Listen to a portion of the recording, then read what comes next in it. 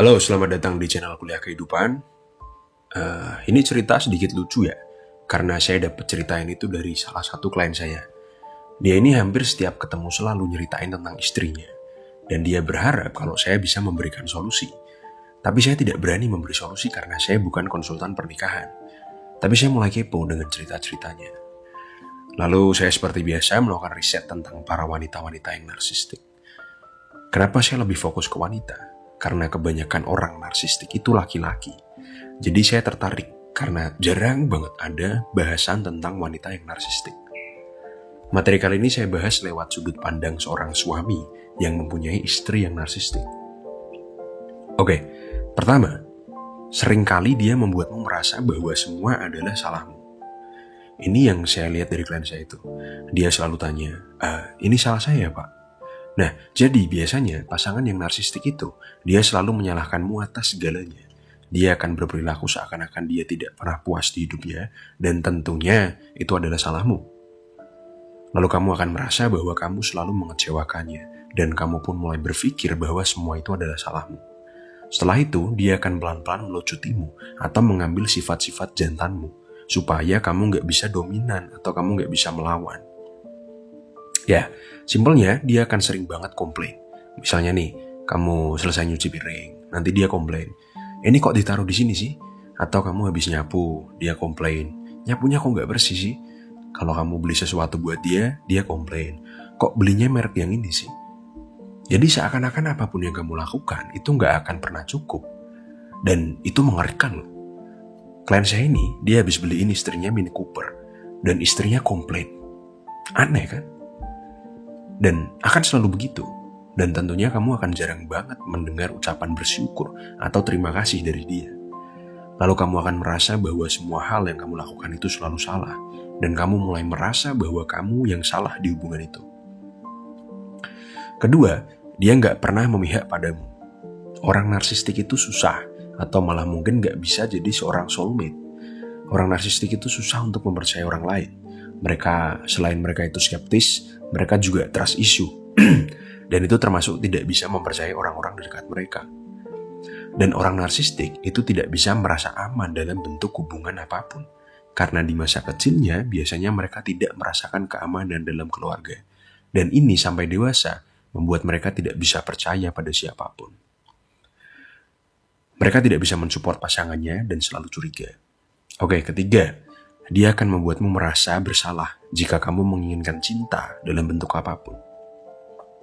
Kita sebagai pasangan pasti inginkan melakukan hal-hal yang mesra. Ya, bermesraan dengan pasangan kita.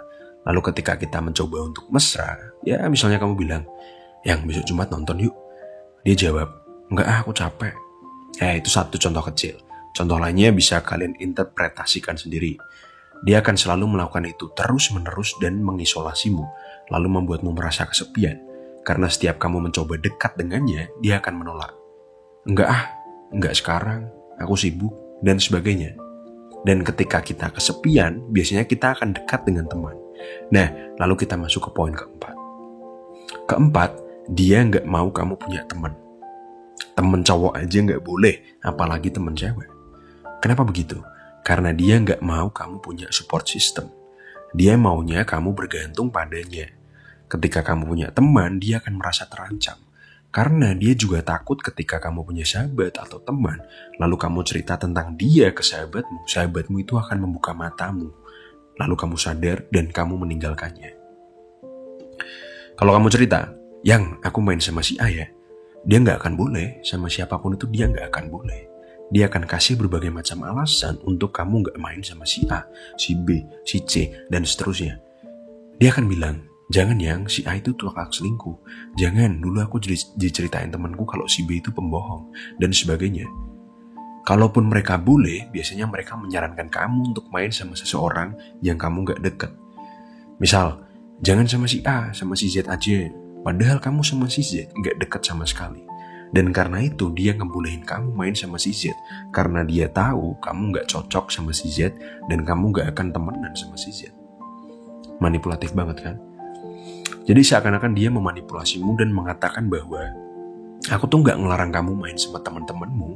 Aku cuman gak mau kamu temenan sama orang yang salah. Dan aku begini tuh karena aku sayang sama kamu.